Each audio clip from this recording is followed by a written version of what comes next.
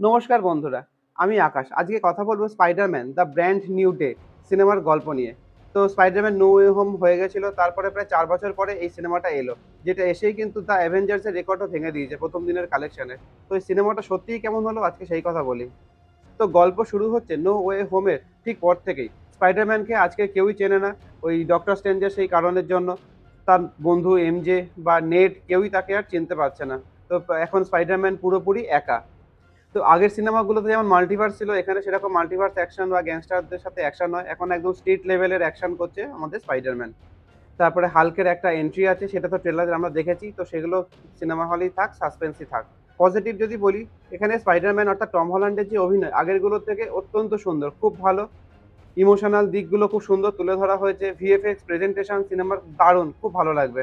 আর এই গল্পে স্ট্রেঞ্জার থিংসের স্যাডি সিঙ্কের একটা এন্ট্রি করা হয়েছে, ফ্রেশ এন্ট্রি, সেটা বেশ ভালো লাগবে। তো নেগেটিভটাও বলি, গল্প কিন্তু মাঝে, মাঝে খুব স্লো হয়ে যায়। অ্যাকশন দৃশ্যগুলো অল্প, অল্প আছে, সেটা খুব অল্প সময়ের জন্য। যখনই অ্যাকশন দৃশ্যগুলো শেষ হয়ে যাচ্ছে, সিনেমা কিন্তু একদম শান্ত। গল্প এগোচ্ছেই মানে পুরো ধীর গতিতে। তো সেই জায়গাগুলো একটু বোর আপনার লাগতে পারে। অ্যাকশন দৃশ্যগুলো আগেরগুলোর তুলনায় অনেক যেহেতু কম, তো এন্টারটেইনিং যে ব্যাপারটা সেটা একটু কমে যাবে।